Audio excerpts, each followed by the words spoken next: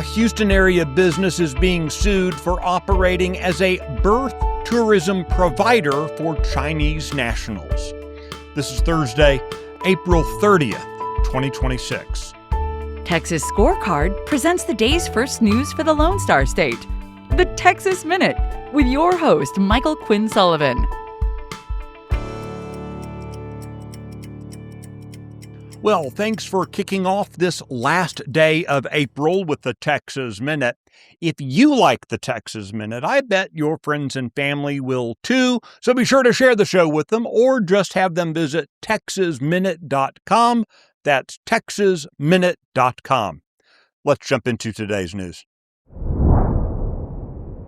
A Houston area business is facing a lawsuit from the state of Texas. It's accused of helping foreign nationals secure U.S. citizenship for their children.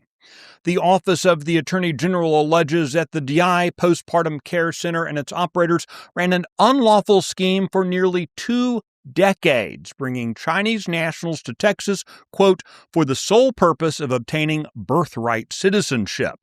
The filing claims the business has facilitated more than 1,000 American-born births while marketing its services to Chinese clients through social media and private messaging platforms. Allegedly, the operation coached Chinese women on how to misrepresent the purpose of their travel when applying for U.S. visas. Beyond immigration concerns, the lawsuit accuses the defendants of misleading their clients about medical services. The center advertised 24-hour care from experienced professionals, but the state says it found no evidence that the operators were licensed through the Texas Board of Nursing or the Texas Medical Board. A Mexican fugitive wanted for rape in that country was arrested in West Texas after a state trooper pulled him over for speeding. The driver has been identified as 23-year-old Pedro Rivera, who was determined to be an illegal alien from Mexico. His case has been turned over to Homeland Security. Crews have begun tearing down the old Northwest Mall in Houston, with the company behind a proposed Dallas to Houston high-speed rail saying the work is a foundational step towards getting their project built. Texas High-Speed Rail Holdings, previously known as Texas Central, is proposing a roughly 240-mile route between Dallas and Houston using technology based on Japan's bullet train system, capable of speeds exceeding 200 miles per hour. The company, though, has reportedly acquired only about a quarter of the roughly 2,000 land parcels that are needed for their right-of-way. The project has had a rocky road. A $64 million federal planning grant awarded by the Biden administration to move the project forward was pulled by the Trump administration last year, with Transportation Secretary Sean Duffy calling it a risky venture for taxpayers. The project also faces stiff opposition both along the proposed route and in the Texas legislature. The Texas Minute will be right back. Are you worried about your kid's future? You should be. I'm Charles Blaine with Texas Tomorrow. This is a show where we're going to talk about the issues and the people that are pushing the policies that concern your family, your home, and your kids. Catch Texas Tomorrow every Thursday.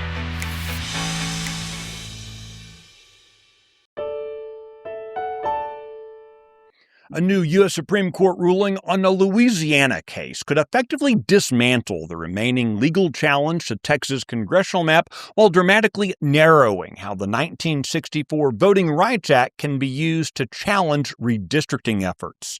In a 6-3 decision issued yesterday morning, the court ruled that Louisiana's creation of a second majority black congressional district constituted an unconstitutional racial gerrymander. The ruling comes just days after SCOTUS upheld Texas' new congressional map against charges of racial gerrymandering, leaving only vote dilution claims pending before a lower court. Those claims now face a much steeper climb.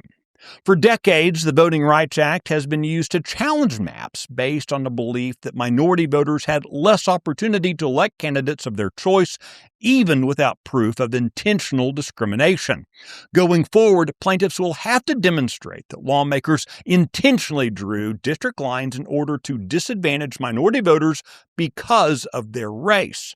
The court also emphasized that states are free to draw districts based on political considerations such as protecting incumbents or favoring a political party, and that plaintiffs must now disentangle race from politics in order to succeed in court.